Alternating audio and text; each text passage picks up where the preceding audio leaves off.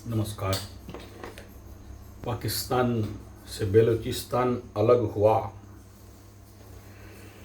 ऐसा social media में हुआ चल रहा है और बोल रहे हैं कुछ सरकारी ऑफिस वगैरह को बलूच लिबरेशन फ्रंट वाले अख्तियार कर लिए हैं और बंदूक के नोक पे उनके आर्मी बर्मी जितने हैं सबको ठाई ठाई कर रहे हैं। गिद्ध के मुंह से मांस नोच के खा सकते हो क्या? शेर के मुंह से मांस निकाल सकते हो क्या?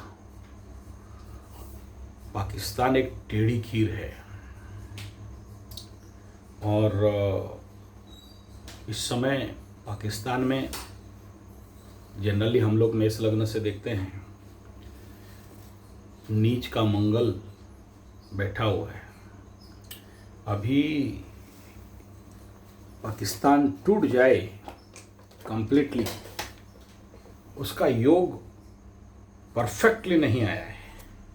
आने के लिए अभी और थोड़ा टाइम है, लेकिन ये तो पक्का बात है कि पीछे इंडिया अपना नौटंकी कर रहा है। करना भी चाहिए इन गधों के लिए, लेकिन कंप्लीट मोहर नहीं मिलेगा, उसके लिए टाइम बाकी है। बलोच वालों को और भी रोटी बेलने पड़ेंगे। अच्छा संवाद है, टूटना चाहिए और अगर ये सही न्यूज़ है तो बहुत अच्छा बात है। लेकिन ये सुनने के बाद मैं एनालिसिस कर रहा था सारे कुंडली को निकाल के, तो इसका जनरली पाकिस्तान टूटने का जैसे 1971 उसका जो कुंडली था उस समय, तो जब भी पाकिस्तान इंडिया युद्ध हो या पाकिस्तान का टूट हो, तो ऐसे कंडीशन आने के लिए और थोड़ा टाइम बाकी है।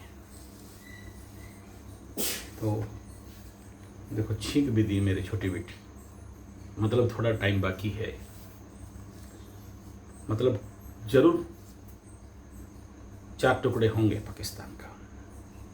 ये हमारे एस्ट्रोलॉजी में एक संकेत है कि मैं बोल रहा हूँ कि और थोड़ा टाइम बाकी है टूटने के लिए, तो छींक देती है। इसी समय उसको छींकना क्या था, सर्दी खांसी जुकाम कुछ है नहीं, तो पक्का है टूटेगा। दूसरा, आप लोगों का कुछ क्वेश्चन था कि युद्ध कब तक होगा। मैं उसके ऊपर 2-3 वीडियो दे चुका हूँ और फिर से इसके ऊपर और डीपली एनालिसिस कर रहा था कि देखो, सबसे पहला मैं जहाँ रहता हूँ यहाँ से जो ट्रेन लाइन गया हुआ है, कलकत्ता से दिल्ली मुंबई तरफ जाता है। तो यहाँ से जब बड़े बड़े लंबे लंबे ट्रेन में तो तमंचे बंदूक और सारा वो आर्मी का एकदम उसके ऊपर रख के सब यहाँ से जब शिफ्ट होना चालू होता है, तो समझ जाते हैं कि युद्ध होने वाला है। तो जितना बार भी युद्ध हुआ है और जब ऐसे कोई इमरजेंसी लगा है तो यहाँ से शिफ्ट होने लगता है, तो समझ जाता हूँ कि अब कुछ युद्ध होने वाला है। तो 1990 में भी इसी प्रकार बड़े सारे आर्टिलरीज कॉन्वॉय जो भी आप समझो, इसी रास्ते में ट्रांसफ़र होते हैं, तो हम लोग समझ जाते हैं कि अब युद्ध होने वाला है।